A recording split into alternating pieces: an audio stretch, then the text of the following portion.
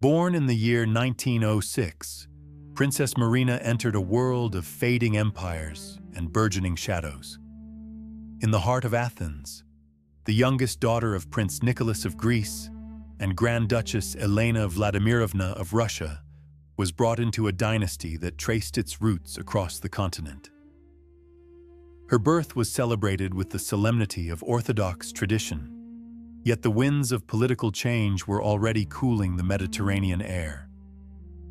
She was a child of marble palaces and ancient heritage, destined to become one of the most iconic figures of the 20th century, carrying the grace of her ancestors into a future filled with both glamour and profound mystery.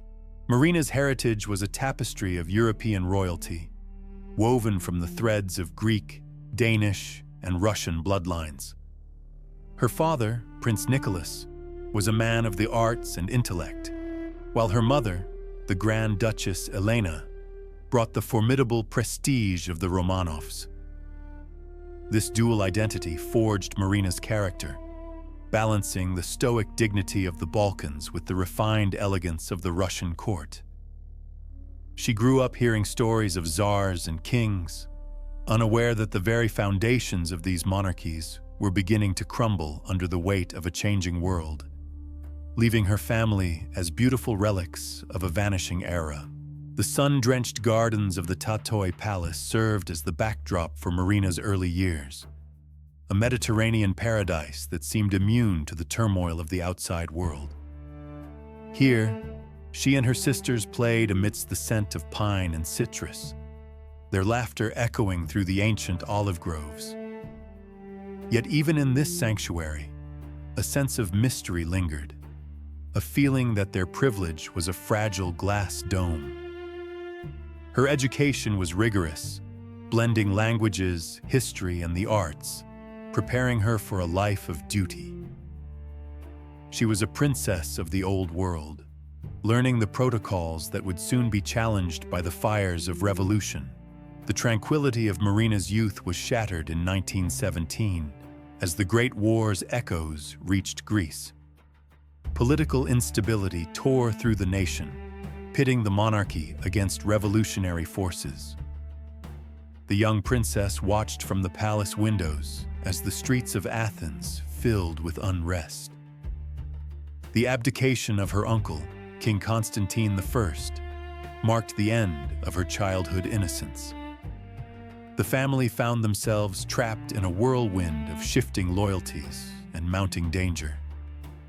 The ancient halls that once felt like a fortress now felt like a cage, as the threat of exile loomed over the Greek royal house like a dark, inevitable cloud, threatening their very existence.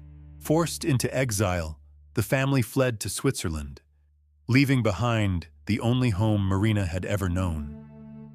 The transition was jarring.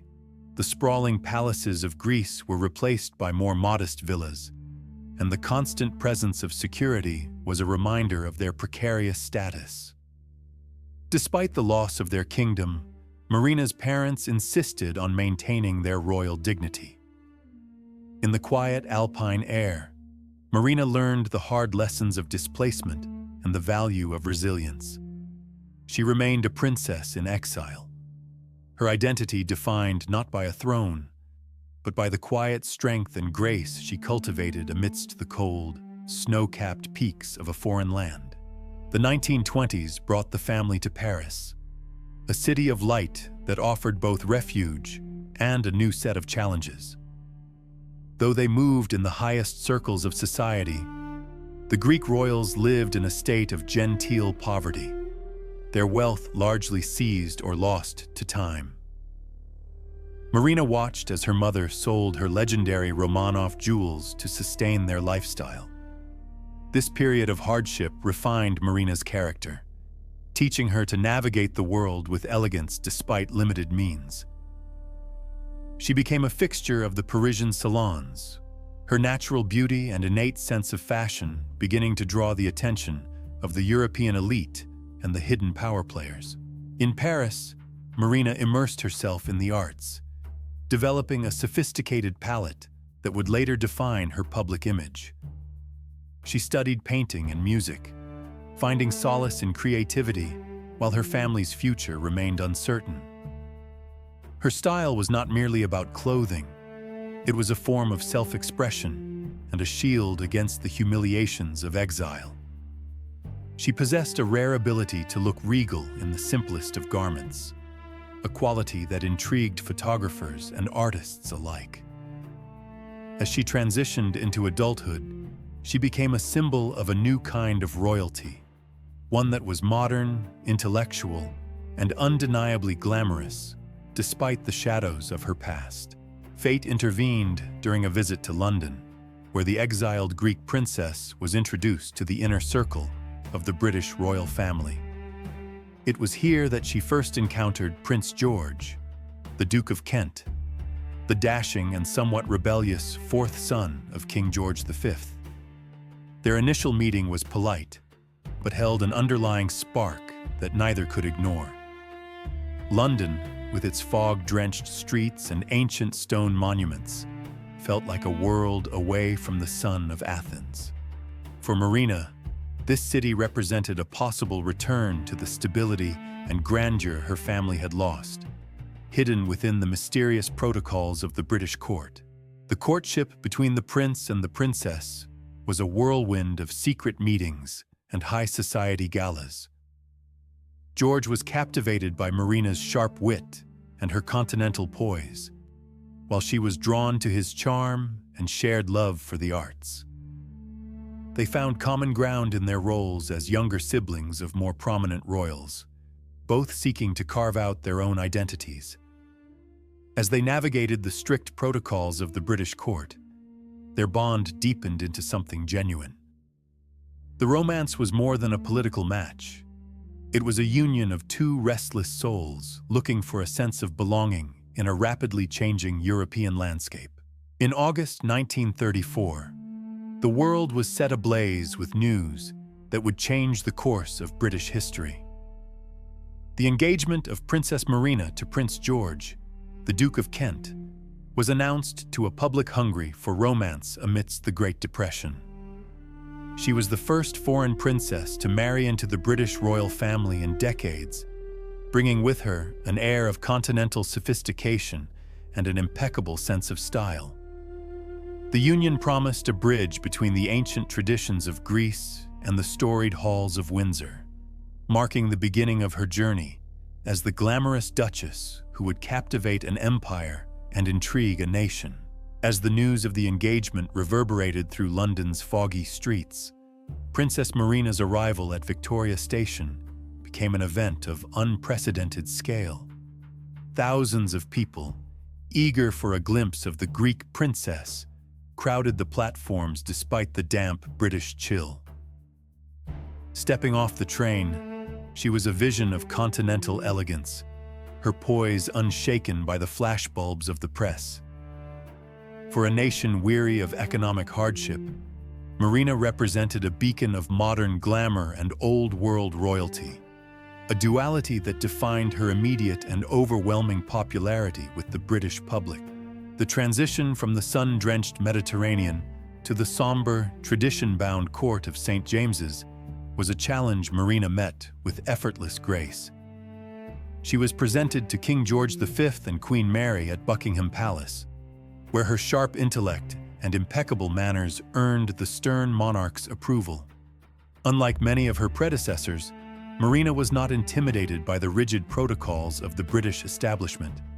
She brought a cosmopolitan air that was both refreshing and slightly mysterious, signaling a shift in how the royal family would be perceived in the modern era.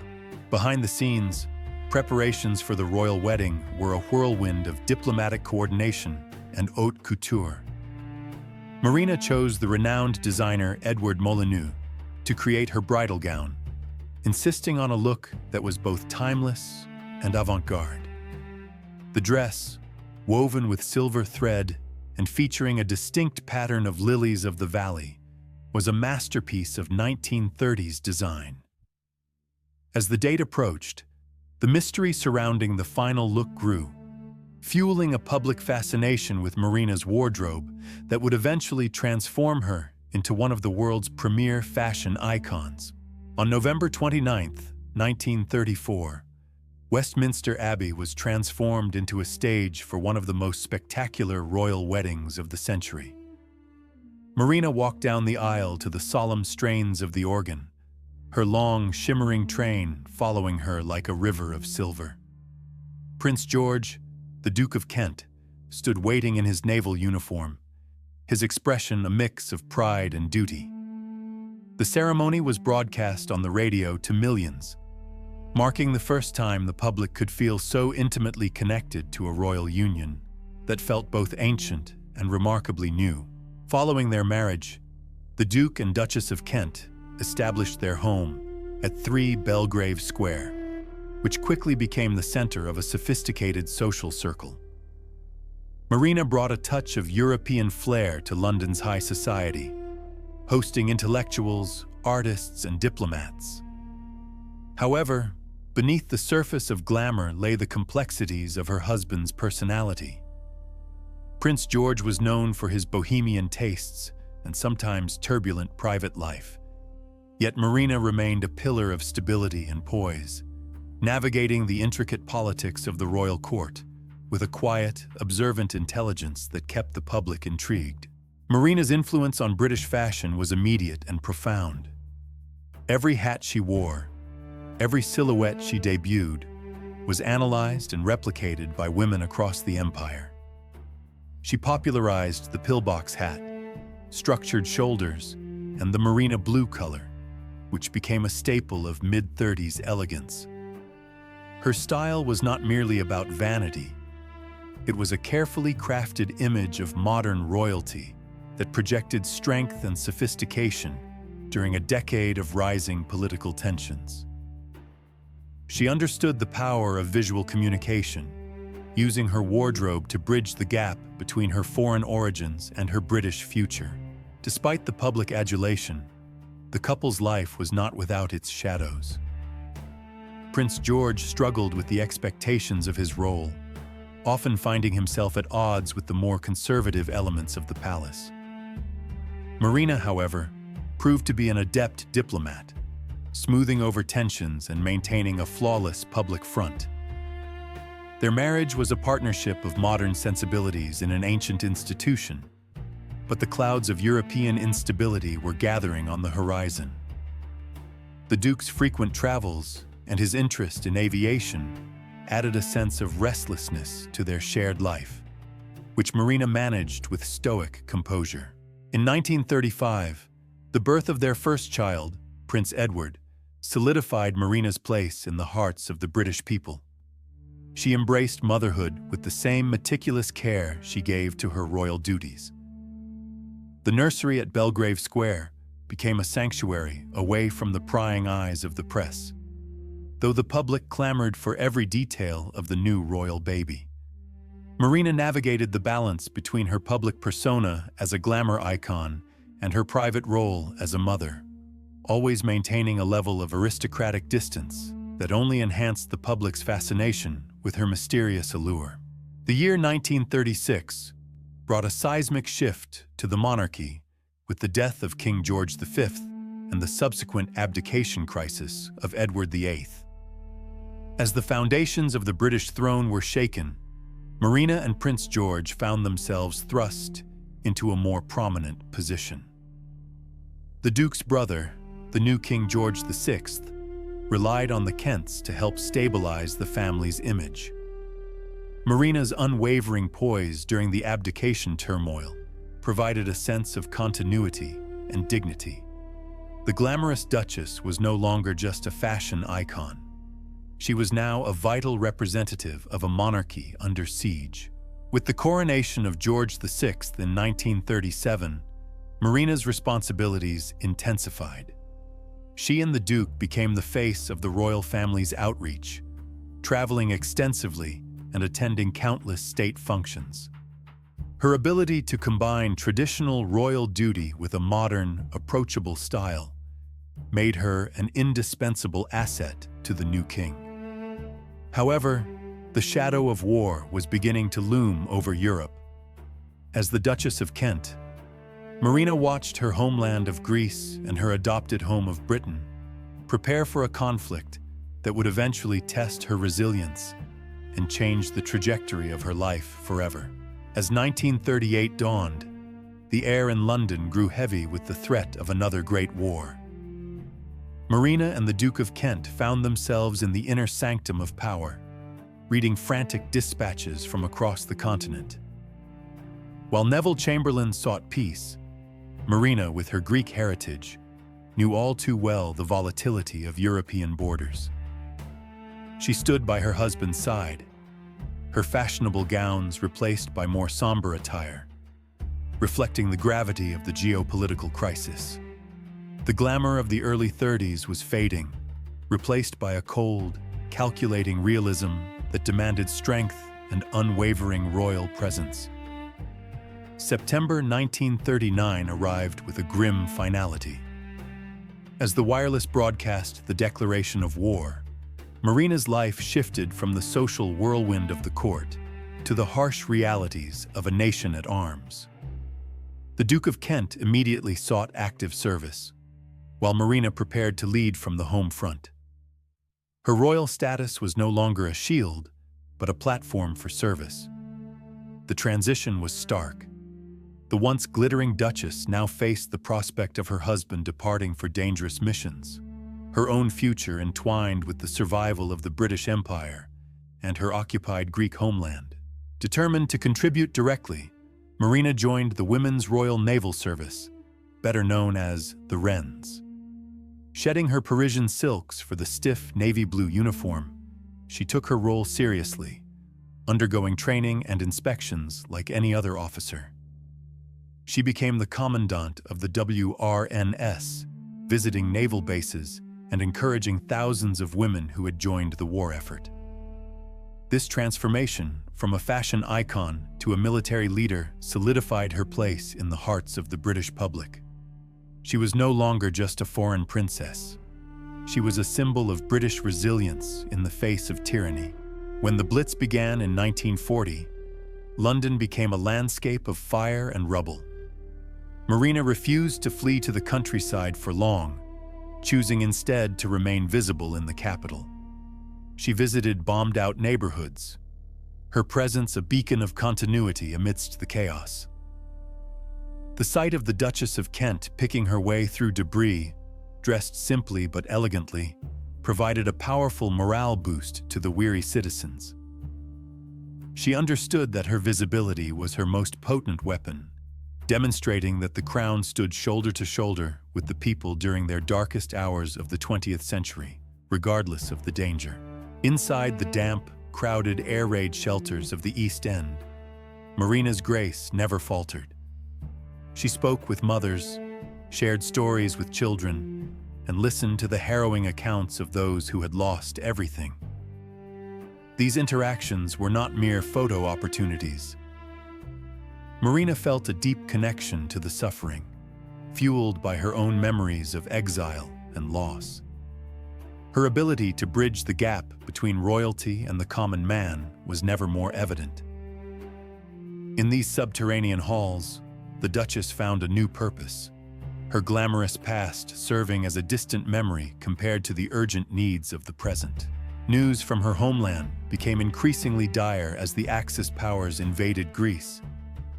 Marina watched from afar as the land of her birth fell under occupation, her heart breaking for her family and friends trapped behind enemy lines. This personal tragedy added a layer of profound sorrow to her public duties. She worked tirelessly for the Greek Red Cross and other relief organizations, turning her grief into action. The war was now a twofold struggle for Marina, a fight for her adopted Britain and a desperate hope for the liberation of her beloved, suffering Greece under the shadow of war. Prince George, the Duke of Kent, served as a commodore in the Royal Air Force, frequently flying missions across the United Kingdom.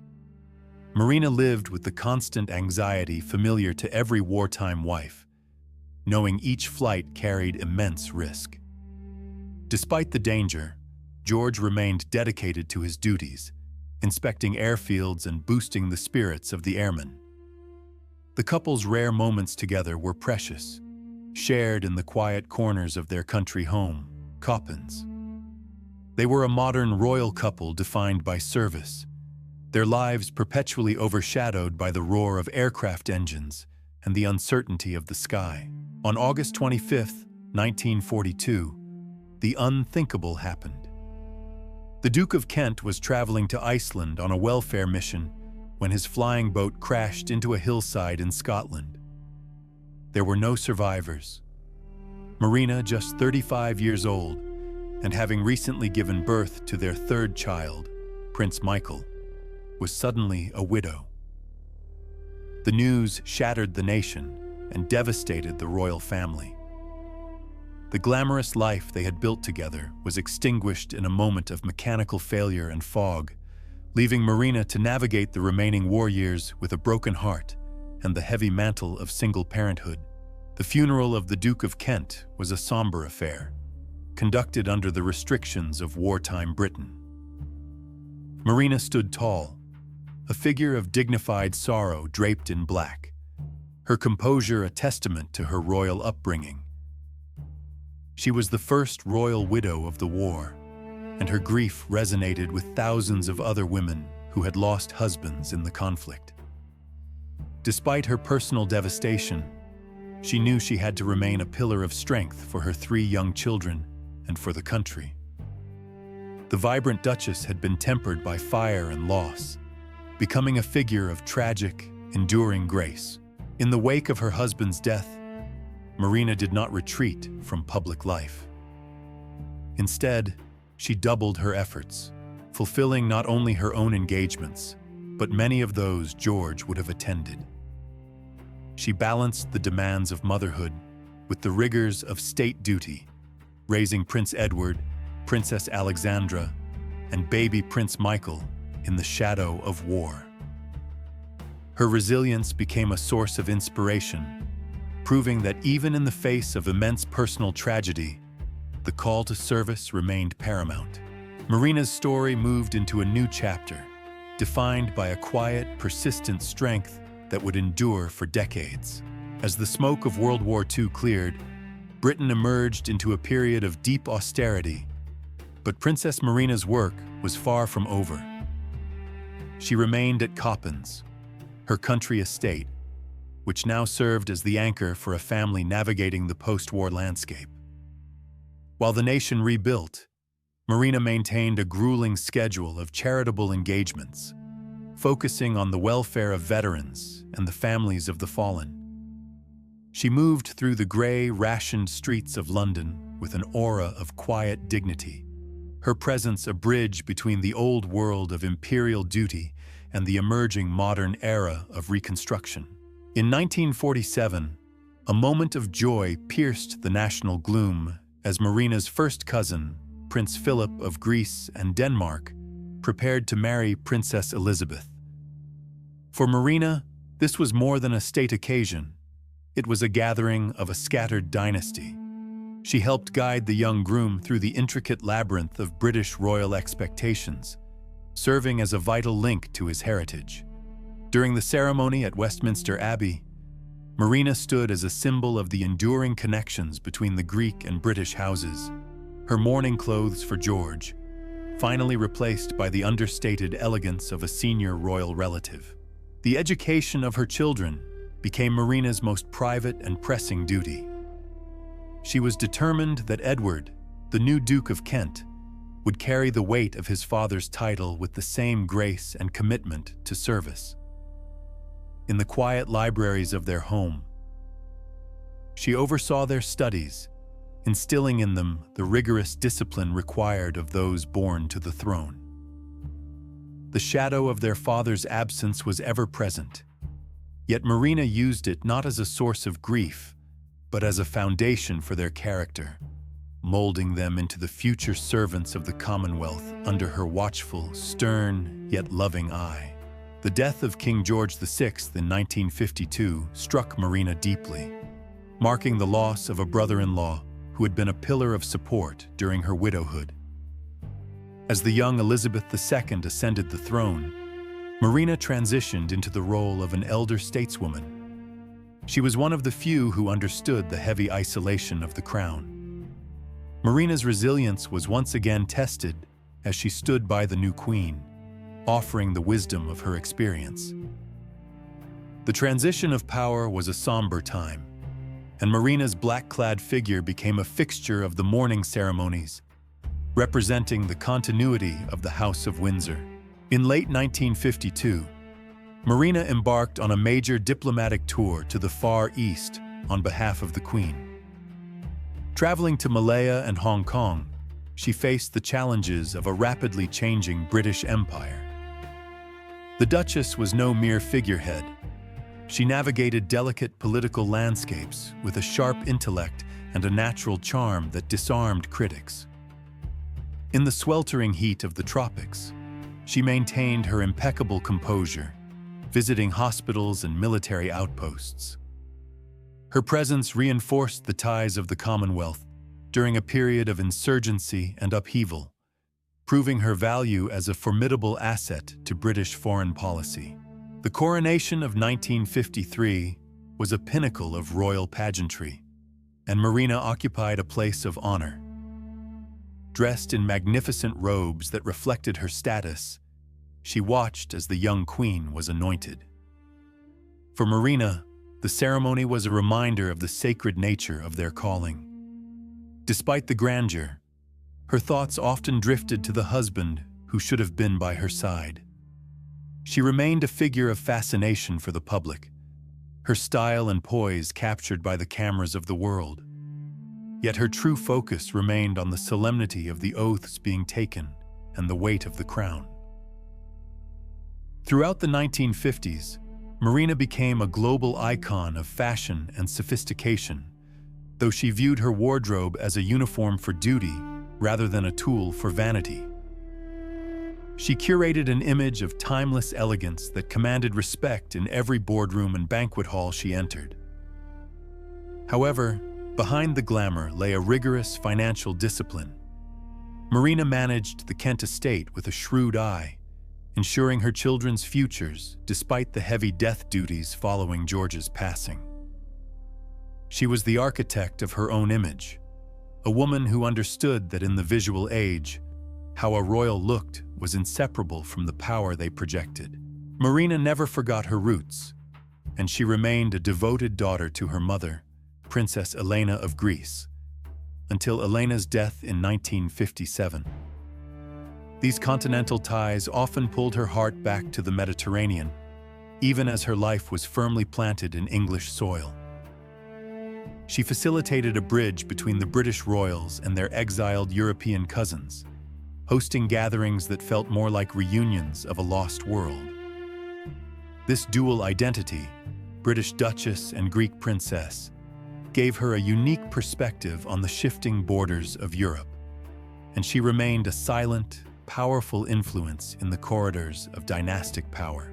As the 1960s dawned, Marina saw her children reach their own milestones. The wedding of the Duke of Kent to Catherine Worsley in 1961 was a moment of transition for the family.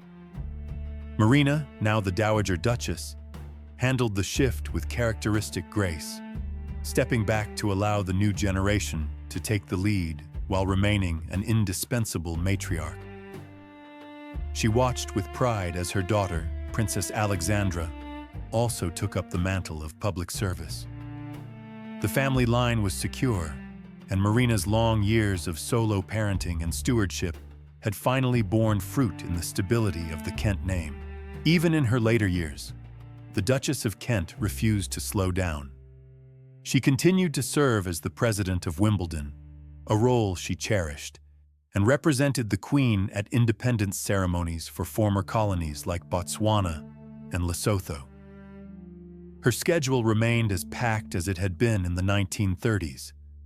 Marina had become a living monument to a bygone era of royal duty, yet she remained remarkably relevant, adapting to the social changes of the 60s with a sharp mind and an unwavering sense of decorum. She was the indomitable Duchess, a woman who had survived war, widowhood, and exile with her dignity intact. As the 1960s progressed, Princess Marina's residence at Kensington Palace became a quiet sanctuary filled with memories of her vibrant past. Despite the whirlwind of her public duties, she cherished the moments of solitude within these historic walls. The palace, with its long corridors and shadowed alcoves, echoed with the ghosts of the House of Windsor. Marina moved through these spaces with an innate grace that had never faltered. Here, she was not just a public servant, but a woman who had seen empires rise and fall, maintaining a regal composure that commanded respect from all who entered her private domain. Outside the palace gates, the world was transforming at a dizzying pace. The swinging 60s brought a cultural revolution that threatened to sweep away the old Victorian and Edwardian standards Marina held dear. Yet she did not hide from the new age. She watched the rise of new fashions and social norms with a keen, discerning eye, often finding ways to incorporate modern touches into her timeless style. She remained a beacon of continuity in a sea of change, proving that true elegance and traditional royal duty were never truly out of fashion, even in a decade of rebellion. Marina's passion for the arts remained a cornerstone of her identity. She continued to patronize galleries, theaters, and musical institutions, viewing culture as a vital bridge between the crown and the people. In these settings, her presence was both commanding and inspiring. She possessed an intellectual depth that many of her contemporaries lacked, engaging in serious discussions with artists and thinkers. Her commitment to the preservation of British culture was unwavering, ensuring that the excellence she valued so highly would endure for future generations. She was a sophisticated guardian of the nation's aesthetic soul, even as the world grew louder. In the quietude of her later years, Marina often found her thoughts drifting back to George, the Duke of Kent. Though decades had passed since his tragic death in 1942, his memory remained a vivid presence in her life. She kept his photographs and personal effects close, a testament to the love that had defined her early years in Britain. This private mourning was a shadow she carried with dignity, never allowing it to impede her service. Her devotion to his memory was a silent thread of loyalty that bound her to the past, even as she navigated the complexities of her contemporary role. By the summer of 1968, the indomitable Duchess began to feel the physical toll of her relentless schedule. What began as minor fatigue soon escalated into more concerning symptoms.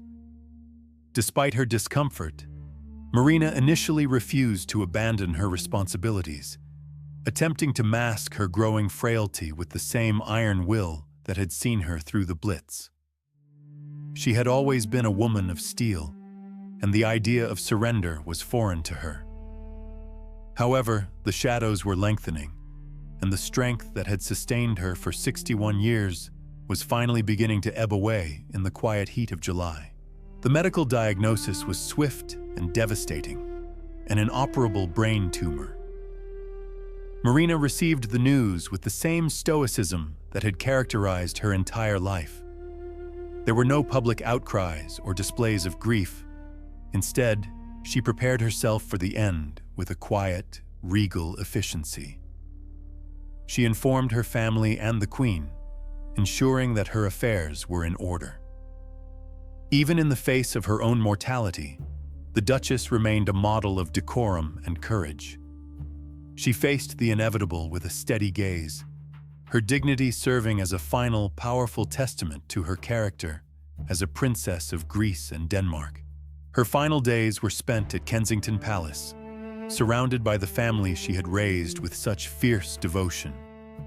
Her children, Edward, Alexandra, and Michael, remained by her side, witnessing the quiet strength of a woman who had been their anchor for so long.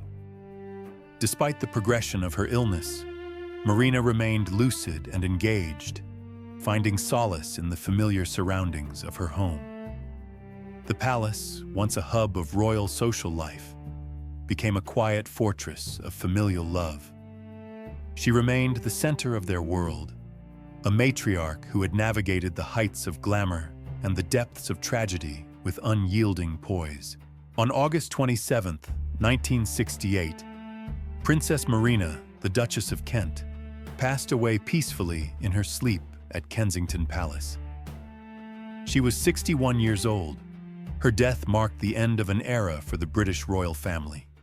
She had been the last foreign-born princess to marry into the House of Windsor, bringing with her an old-world charm and a sophisticated European sensibility that had enriched the monarchy. As news of her passing spread, a hush fell over the nation. The woman who had arrived as a glamorous bride in 1934 was now a part of history, leaving behind a legacy of duty and elegance.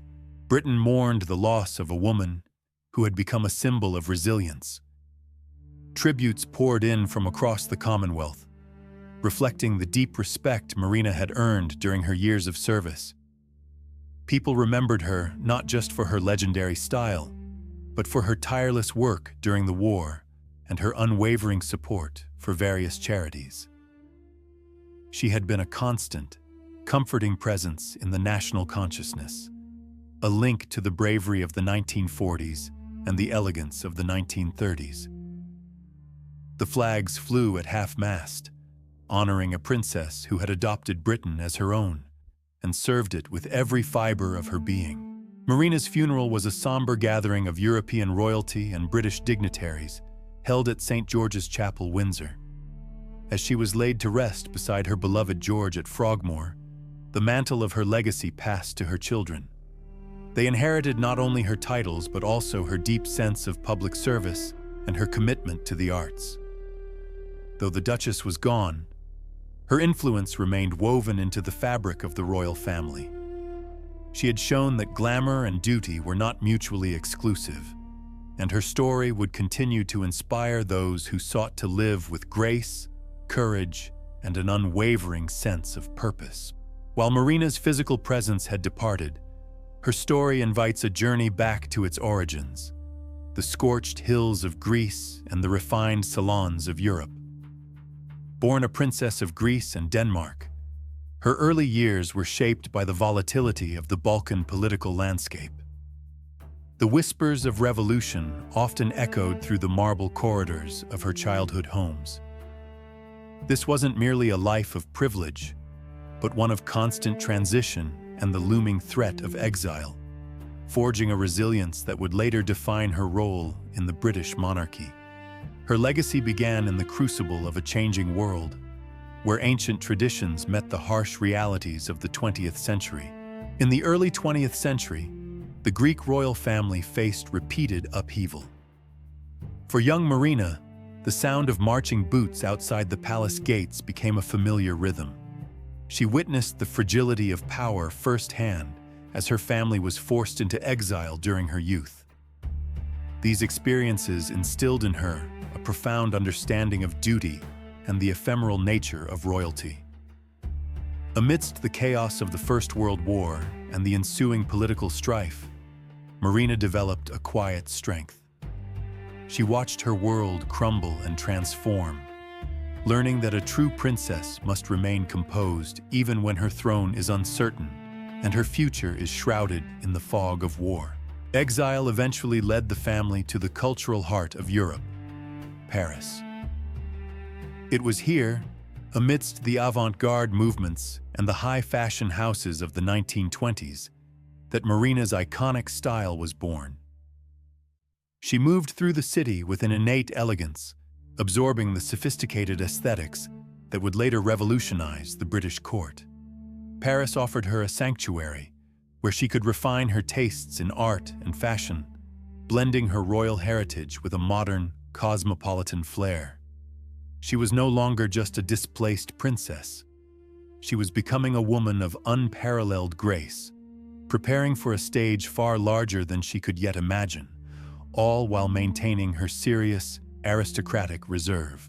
The pivotal moment of her life occurred in 1934, when she was reintroduced to Prince George, the Duke of Kent.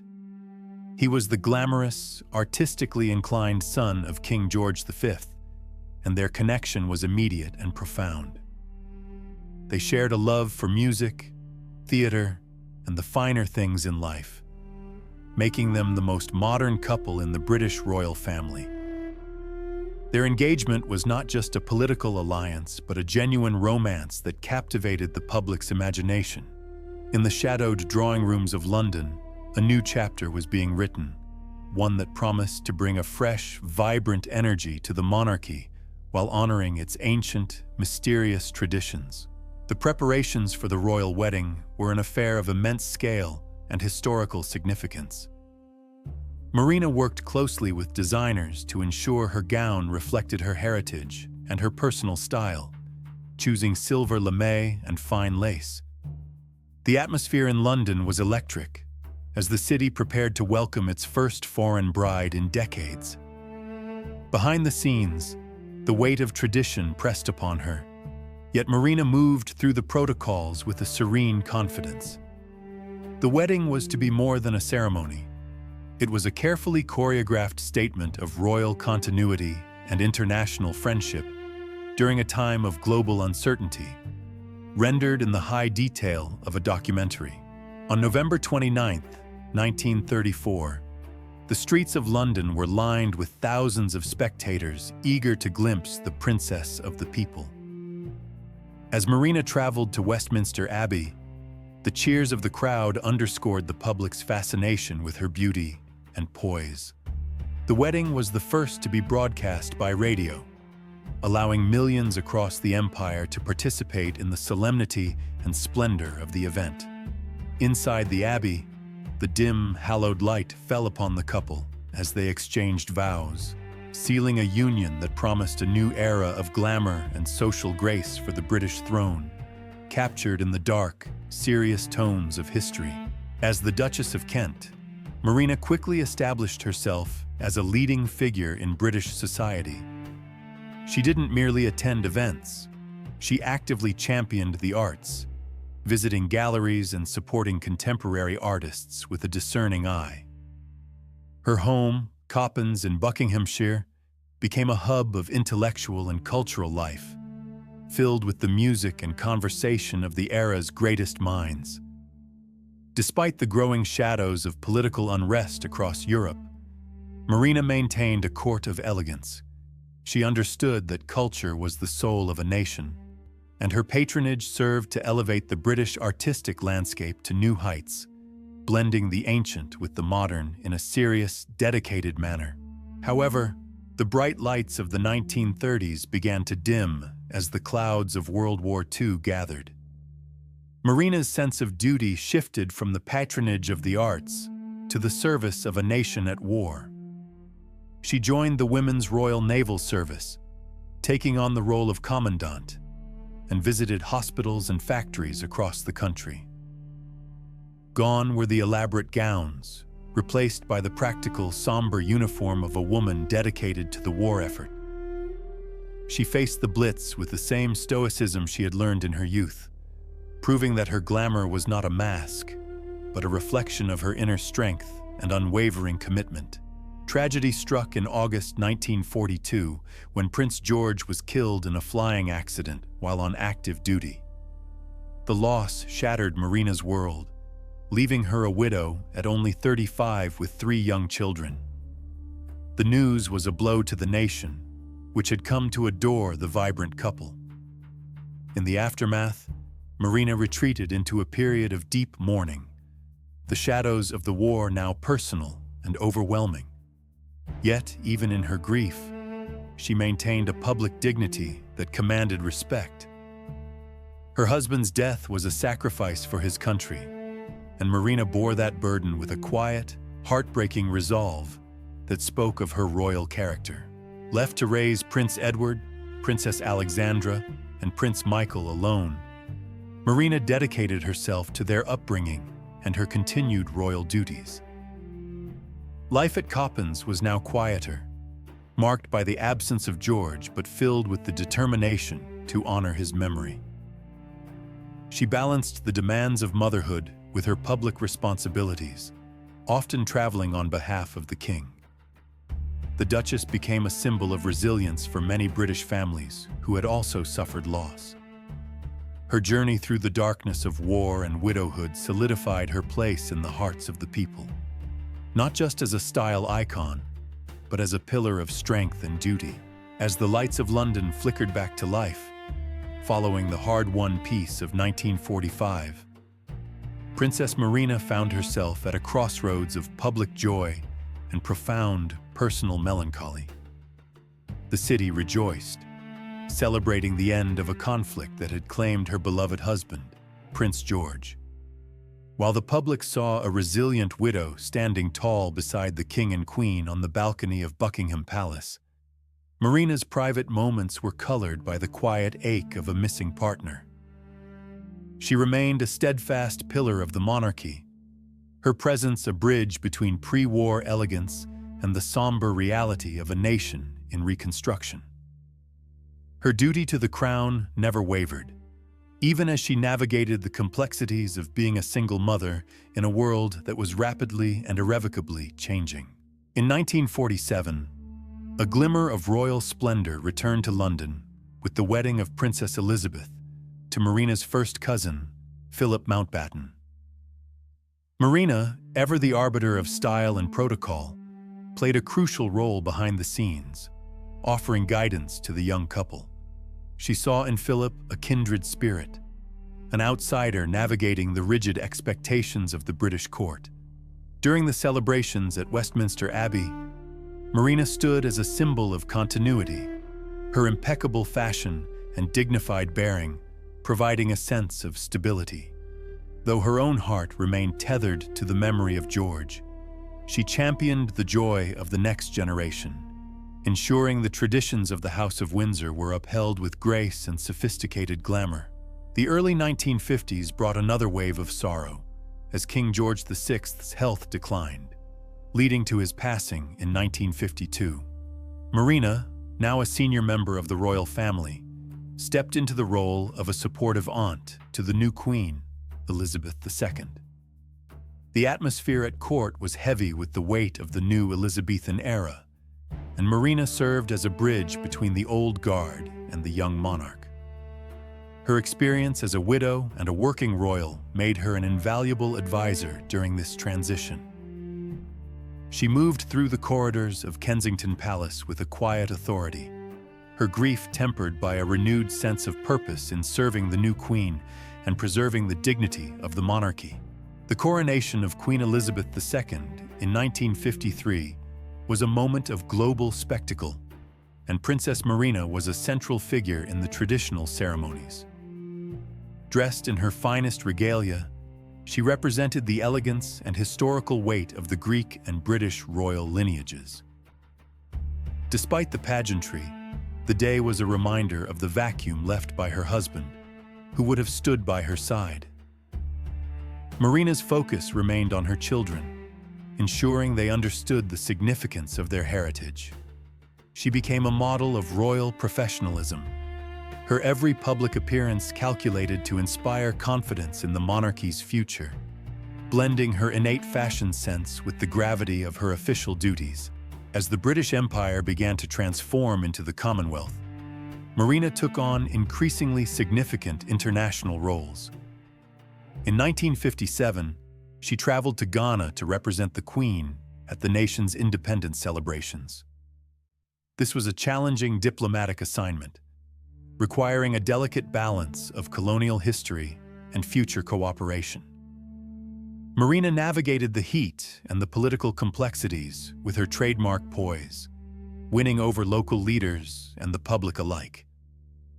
She proved that her value to the crown extended far beyond the ballroom.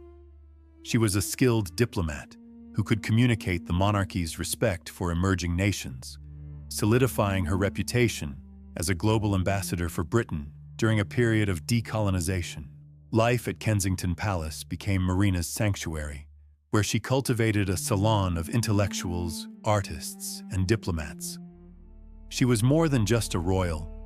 She was a cultural icon whose influence on British fashion remained unrivaled. Her home was a reflection of her refined taste, filled with treasures from her Greek heritage and her life with George. Even as the 1950s gave way to the more radical 1960s, Marina maintained a standard of traditional elegance that commanded respect. She spent her evenings writing letters and reviewing state papers, her commitment to her role as the Duchess of Kent never faltering, even as the world outside her windows began to embrace a more modern, less formal existence. The wedding of her eldest son, Prince Edward, to Catherine Worsley in 1961 was a moment of immense pride for Marina. As the mother of the groom, she oversaw the arrangements with meticulous care, ensuring the event at York Minster was a perfect blend of royal tradition and personal joy. Watching her son take on the title of Duke of Kent, a title his father had held with such distinction, brought Marina a sense of completion. She stood in the cathedral, a figure of timeless grace, as the next generation of the Kent family began their own journey. This event reaffirmed her place at the heart of the royal family, a matriarch who had successfully steered her children through the perils of war and loss. Marina's sense of duty led her to South America in 1962, where she embarked on an extensive royal tour. Traveling through countries like Mexico and Peru, she faced demanding schedules and high altitudes, yet she never allowed her exhaustion to show. She was a master of the soft power of royalty, using her charm and interest in local cultures to strengthen ties between Britain and Latin America. In the quiet hours between public engagements, she reflected on how far she had come since her arrival in England as a young bride. She was no longer just the beautiful princess from Greece.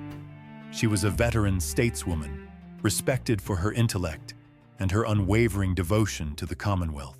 As the 1960s progressed, the cultural landscape of Britain shifted toward a more egalitarian and youth-oriented society. Marina, while respecting the changes, remained a bastion of the old-world decorum that she believed was essential to the monarchy's survival. She continued her patronages, particularly with the Red Cross and various musical institutions, with a focus that never dimmed. However, by the mid-60s, her health began to show signs of strain. The years of tireless service and the lingering toll of her early tragedies were catching up with her. Despite this, she kept her ailments private, appearing at events with the same impeccable composure that had defined her for decades, a true professional of the royal stage. By 1968, Princess Marina faced her final and most difficult challenge as she was diagnosed with a brain tumor. She retreated to the familiar walls of Kensington Palace, where she was surrounded by her children and her memories. Even in her final weeks, she maintained a sense of dignity that moved those closest to her. She looked back on a life defined by extraordinary highs and devastating lows, from the palaces of Athens to the heart of the British monarchy. Her legacy was one of resilience, style, and an uncompromising commitment to duty. As she prepared for the end, she remained the glamorous Duchess, a woman who had transformed tragedy into a lifetime of service, leaving an indelible mark on the crown. On August 27, 1968, Princess Marina, Duchess of Kent, passed away peacefully at Kensington Palace at the age of 61. The news sent a shockwave through a Britain that had come to adore her poise and unwavering spirit. For decades, she had been a constant presence in the royal fold, a woman who navigated the complexities of exile, marriage, and widowhood with peerless grace. As the flags across London were lowered to half-mast, the nation reflected on the loss of its most elegant figure, a princess who brought a touch of continental glamour to the gray post-war years. The public announcement of her death was met with a profound sense of mourning. Marina was more than just a member of the royal family. She was a symbol of resilience. From her arrival as a foreign princess in 1934 to her tireless work during the Blitz, she had earned the deep respect of the British people.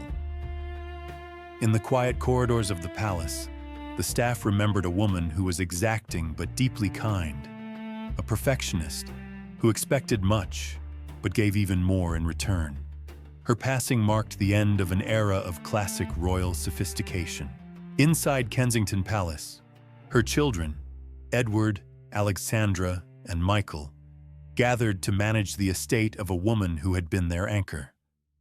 Marina had kept meticulous records of her life, from the letters of her youth in Athens to the diaries documenting her travels as a working royal.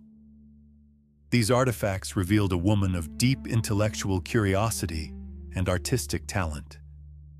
The atmosphere was one of somber reflection, as the family prepared to say their final goodbyes to the matriarch, who had single-handedly maintained the dignity of the Kent line after the tragic death of their father in 1942. The funeral of Princess Marina was a state-like affair, reflecting her high standing within the House of Windsor. On a somber morning, the coffin, draped in her personal standard, was moved to St. George's Chapel at Windsor Castle. The air was thick with the scent of lilies and the hushed whispers of world leaders and European royalty who had traveled to pay their respects. It was a gathering of the old guard and the new, all united in their admiration for a woman who had bridged the divide between the Victorian past and the modern 20th century. Queen Elizabeth II, who had always shared a close and respectful bond with her aunt, led the mourners. The Queen recognized in Marina a fellow traveler in the service of the crown, someone who understood the personal sacrifices required by duty. As the choir's voices echoed through the vaulted ceilings of the chapel, the solemnity of the occasion was palpable. Marina was laid to rest in the royal burial ground at Frogmore, finally reunited with her beloved husband, Prince George, after 26 years of separation. Their love story, though cut short by war, was finally complete. In the weeks following her burial, the media began to dissect the immense cultural legacy Marina left behind. She had been the ultimate fashion icon, a woman whose every hat, glove, and dress was scrutinized and emulated across the globe. But beneath the surface of style lay a profound contribution to British public life. She had championed nursing, the arts, and the welfare of veterans. Her patronage was never a mere formality. She engaged with her causes with a sharp mind and a genuine heart, proving that glamour and substance were not mutually exclusive in royal service. Historians began to look at Marina as a pivotal figure in the modernization of the British monarchy. As a foreign-born princess, she introduced a broader European perspective to the court, encouraging a more cosmopolitan outlook during a time of isolation. Her influence could be seen in the education of her children and the way she conducted her public engagements with a blend of tradition and accessibility. She taught the family that tradition must evolve to survive. The Marina look was not just about clothes. It was about an attitude of quiet confidence and resilience. At the Royal Archives, the parchment texture of her correspondence tells a story of a woman who lived through the most turbulent decades of the 20th century. From the collapse of the Greek monarchy to the rise of the Cold War, Marina's life was a mirror of history. Her letters revealed a sharp wit and a deep devotion to her adopted country. She had become more British than many born to the soil, yet she never lost the Greek fire that gave her that unmistakable spark. She remained a mysterious and captivating figure even in her final written words. The Duchess of Kent's impact on the British fashion industry cannot be overstated. She was a muse to designers like Molyneux and Hartnell, helping to establish London as a global fashion capital. Even decades after her passing, her silhouette remains a reference point for designers seeking timeless elegance. She understood the power of the visual image long before the age of mass media, using her appearance to project a sense of stability and aspiration for a nation undergoing rapid social change. Her style was her armor and her message to the world. As the 1960s drew to a close, the memory of Princess Marina remained a guiding light for the royal family. She left behind a blueprint for how to be a modern princess, with intelligence, unwavering loyalty, and a touch of theater. Her story is one of a girl who lost a kingdom only to find a home in the hearts of a different people. The glamorous Duchess of Kent remains an indelible part of the British royal tapestry, a symbol of an era where duty and elegance walked hand in hand toward an uncertain future. In the twilight of her life, Princess Marina remained the epitome of poise, even as the 1960s transformed the world around her. She was a bridge between the rigid Victorian standards of her youth and the experimental energy of the new age. While others gravitated toward transient trends, Marina adhered to a timeless aesthetic that commanded respect. She continued her royal duties with a quiet intensity, her presence at official functions serving as a reminder of the dignity inherent in the crown. For the British public, she was no longer an outsider. She was a cherished guardian of their national identity. The marriage of her eldest son, Edward, the Duke of Kent, to Catherine Worsley in 1961 was a moment of profound maternal pride for Marina. At York Minster, she stood as the matriarch of a dynasty she had fought to protect through years of widowhood and war. The ceremony was a grand display of royal tradition, yet for Marina, it was a personal victory. She had successfully raised her children to fulfill their roles with the same sense of duty she had practiced. The continuity of the Kent line was secured, and her influence was visible in every choreographed step of the procession. In 1963, Marina's daughter, Princess Alexandra, wed the Honorable Angus Ogilvy at Westminster Abbey.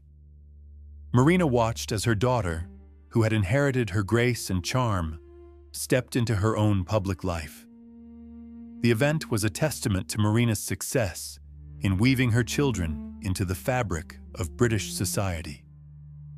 Despite the pomp and circumstance, Marina's eyes reflected the shadows of the past, the loss of her husband and the exile of her childhood. She had transformed her grief into a legacy of service, ensuring her children would never know the instability she once endured. Even as her health began to subtly decline, Marina's dedication to the Commonwealth never wavered. She represented the Queen on numerous overseas tours, traveling to far-flung corners of the globe to strengthen diplomatic ties. To the world, she was the quintessential British princess, sophisticated, articulate, and deeply respectful of local customs. These journeys were grueling, yet Marina viewed them as a sacred obligation. She was a diplomat of the old school, using her natural charisma and royal stature to bridge cultural divides, cementing her reputation as one of the hardest-working members of the family. By the summer of 1968, the hidden toll of her busy life became undeniable. Marina began to suffer from mysterious ailments that baffled her doctors. Despite the physical strain, she attempted to maintain her public calendar, refusing to let the public see her in a state of weakness. It was eventually discovered that she was suffering from an inoperable brain tumor. The news was kept within a tight inner circle, reflecting the royal preference for privacy and stoicism. Even in the face of her own mortality, Marina remained composed, preparing for the end with the same grace she had lived.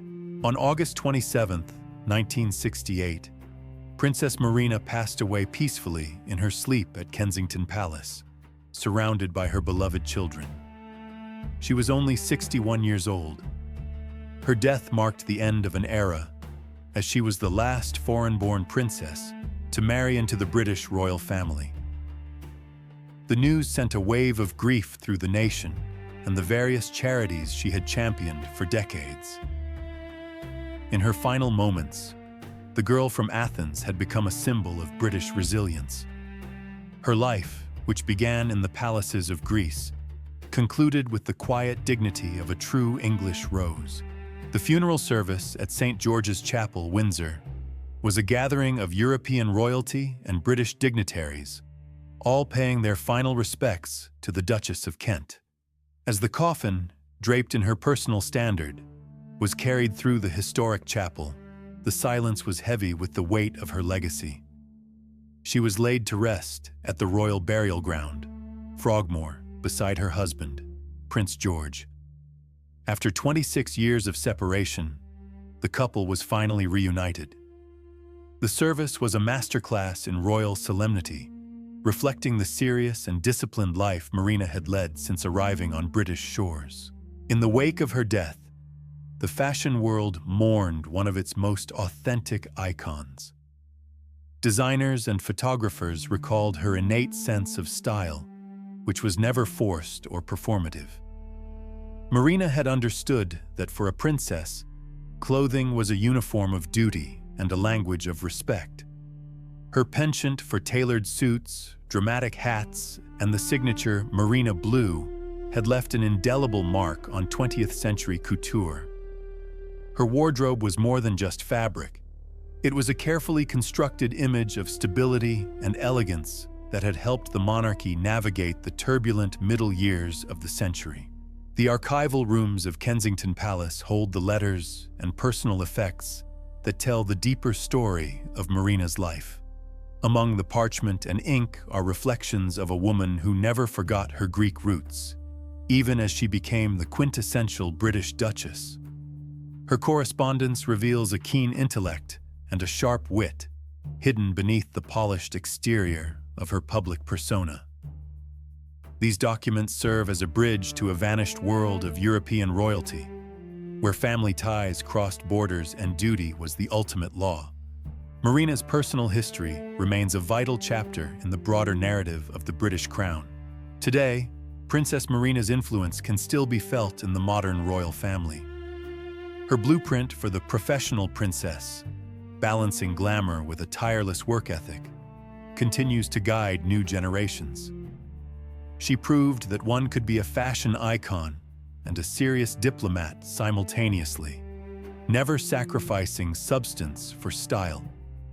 As the sun sets on the era she helped define, her portrait hangs in the halls of power, a reminder of a woman who lost everything and built a new world from the ruins.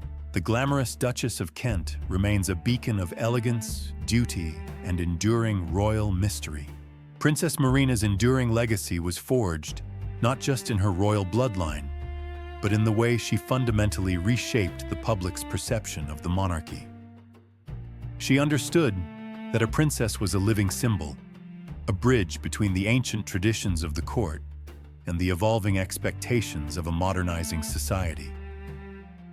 By maintaining a standard of impeccable poise even in the face of personal tragedy and financial uncertainty, she created a new archetype. She showed that the crown could be both relatable in its humanity and aspirational in its dignity, setting a precedent for every royal woman who followed her lead. Fashion for Marina was never a mere indulgence. It was a sophisticated tool of statecraft. Each hat, glove, and gown was carefully selected to project an image of stability and grace during Britain's most turbulent years. Her signature style, the Marina blue, the pillbox hats, and the tailored suits, became shorthand for a resilient British spirit. Even as the mid-century fashion landscape shifted, she remained an anchor of elegance. Historians now recognize her as one of the first royals to use visual branding to secure the family's place in the hearts of a global audience during the media age. Despite her heavy public schedule, Marina's most profound work took place within the walls of Kensington Palace, where she raised the next generation of the Kent family. Prince Edward, Princess Alexandra, and Prince Michael were the products of her meticulous guidance. blending the artistic sensibilities of their Greek heritage with the stoic duty of the Windsors. She taught them that their positions were not a right, but a responsibility.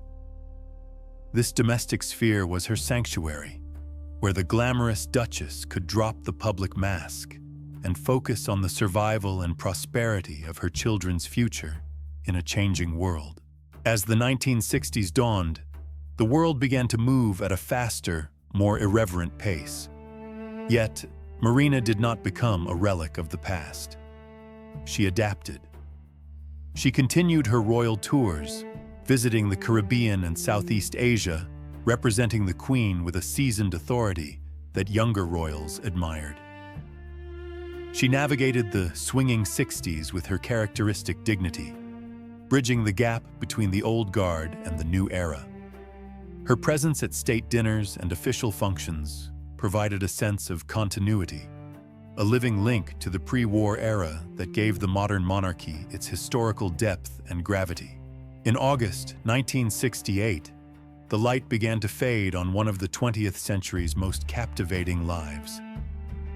Princess Marina passed away peacefully in her sleep at Kensington Palace, only hours after the public learned she was suffering from an inoperable brain tumor. Her death marked the end of an era, the passing of the last foreign-born princess to marry into the British royal family. The news sent waves of mourning through the nation and the continent, as the world realized it had lost not just a duchess, but a symbol of an older, more courtly world that was rapidly disappearing. The funeral of Princess Marina at St. George's Chapel, Windsor, was a gathering of ghosts and legends. Royalty from across Europe, many of them dispossessed of their thrones, arrived to pay their respects to the Greek girl who had become a pillar of the British establishment. The atmosphere was one of profound solemnity as the heavy bells of Windsor tolled.